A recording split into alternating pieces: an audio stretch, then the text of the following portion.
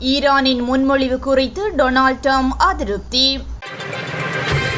யுத்தத்தை முடிவுக்கு கொண்டு வருவதற்காக ஈரான் முன்வைத்த சமீபத்திய பேச்சுவார்த்தை முன்மொழிவு குறித்து தான் திருப்தியடையவில்லை என அமெரிக்க ஜனாதிபதி டொனால்ட் ட்ரம்ப் தெரிவித்துள்ளார். சமாதான உடன்படிக்கையை எட்டுவதற்கு ஈரான் சில முன்னேற்றங்களை காட்டியுள்ள போதிலும் அவர்கள் ஒருபோதும் அந்த இலக்கை அடைவார்களா என்பதில் தனக்கு நம்பிக்கையில்லை என அமெரிக்க ஜனாதிபதி கூறியுள்ளதாக வெளிநாட்டு ஊடகங்கள் செய்தி வெளியிட்டுள்ளன.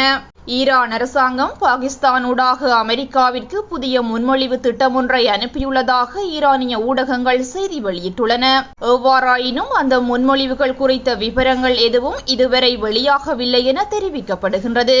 மேலும் பாகிஸ்தானில் நடத்த திட்டமிடப்பட்டுள்ள நேரடி பேச்சுவார்த்தை குறித்து கருத்து தெரிவித்த டொனால்ட் ட்ரம்ப் பாகிஸ்தான் மீதும் அதன் தலைவர்கள் மீதும் தான் மிகுந்த மதிப்பு கொண்டுள்ளதாக குறிப்பிட்டுள்ளார்.